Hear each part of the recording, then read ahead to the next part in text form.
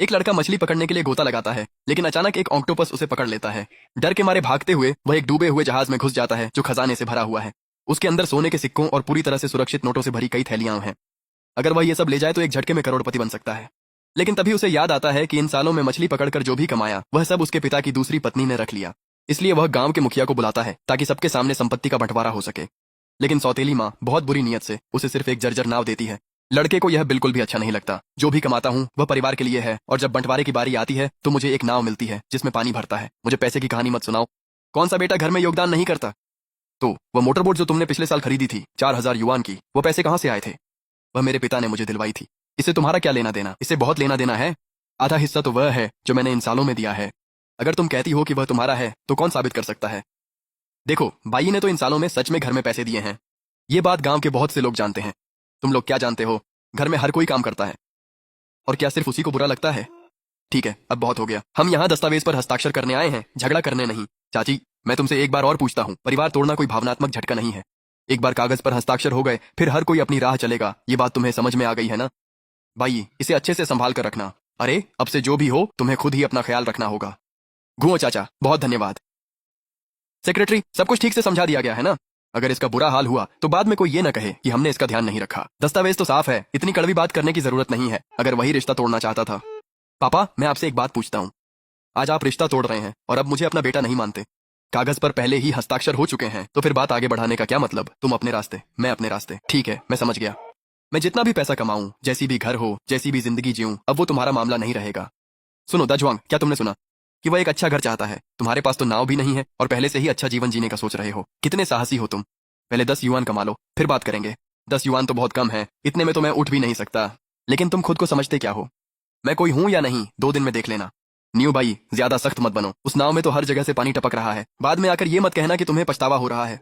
चुन हुआ, अच्छा होगा कि आज की बात का तुम्हें बाद में पछतावा ना हो। तुम्हारा मतलब क्या है? जब मेरा समय अच्छा आएगा तब ये मत कहना कि हम तो परिवार थे। कितना अजीब है, आज भाई कुछ अलग ही लग रहा है। अगर वह सच में आगे बढ़ गया तो न्यू परिवार को जरूर पछतावा होगा। एक पुरानी नाव और द्वीप पर एक जगह, इन्हीं से मैं नई शुरुआत कर सकता हूँ। जगह का नारियल पानी मुझे बचा सकता है, और समुद्र का पानी भी जरूर किसी काम आएगा। आज खाना मिलेगा या नहीं, सब कुछ तुम पर निर्भर करता है। चलो हिलाओ, ये सब बेकार ना जाए। वो देखो, एक बड़ा सा लैंटर्न मछली है। रुको रुको, कम से कम एक तो मुझे पकड़ने दो। बहुत बढ़िया, ये करीब 2 किलो वजनी है। बेचने पर इससे करीब 20 युआन मिल सकते हैं। परिवार के बिना पहला दिन और मछली खुद ही मिल गई। लगता है मेरी जिंदगी सच में फिर से पटरी पर आ सकती है। जगह का पानी तो मछलियों को भी आकर्षित करता है। शोरबा बनाने के लिए भी ये जरूर अच्छा होगा। न्यू बाई, न्यू बाई, क्या तुम यहाँ हो? अरे, तुम सच में यहीं हो? गांव के लोग कहते हैं कि तुमने न्यू परिवार से रिश्ता तोड़ लिया और इस पुराने जहाज के पास आकर रहने लगे हो। मैंने सोचा था वे बड़ा चढ़ाकर बोल रहे हैं। इतनी बड़ी बात है ये, तुमने मुझे कुछ बताया क्यों नहीं? फिर से सब कुछ अकेले ही झेलना चाहती हो क्या? जेन जेन, ऐसा नहीं है कि मैं तुमसे छुपाना चाहता था। लो, तुम्हारे लिए मैंने कुछ मांस के बंस खरीदे हैं, ये अभी भी गर्म है। अब खा लो। फिर से मेरे लिए खाना खरीद लाए हो। कोई बहाना मत बनाओ वरना बंस ठंडे हो जाएंगे। चलो खाओ। कितनी अच्छी खुशबू आ रही है। क्या क्या क्या तुमने मछली का सूप बनाया है? अभी अभी बना हुआ लैंटर्न फिश का सूप है, चखो इसे। लैंटर्न फिश, ये कहाँ से लाई? वो मछली तो बहुत महंगी होती है। मैंने इसे किनारे पर पकड़ा था। क्या तुमने इसे पकड़ा है? तुम्हारी तबीयत इतनी खराब है फिर भी लैंटर्न फिश पकड़ सकते हो? पहले नहीं कर सकता था, आज कर सकता हूँ। न्यू भाई, वो देखो, वो है असली नाव। आज रात मछली पकड़ने जाऊंगा और कल बेचूंगा। तुम अपनी टूटी फूटी नाव के साथ उसे ही मरम्मत करते रहो। उसकी बातों पर ध्यान मत दो, वो तुम्हें चिढ़ाने के लिए ऐसा कह रहा है। मुझे तो बिल्कुल भी गुस्सा नहीं आता, बिल्कुल भी नहीं।